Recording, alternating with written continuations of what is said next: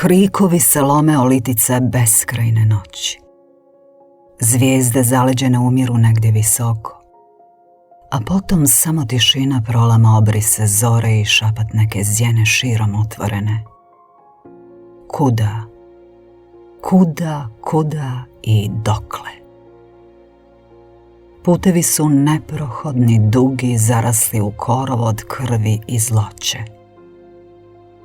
Izlaza nigdje nema iz začaranog kruga patnje i samoće.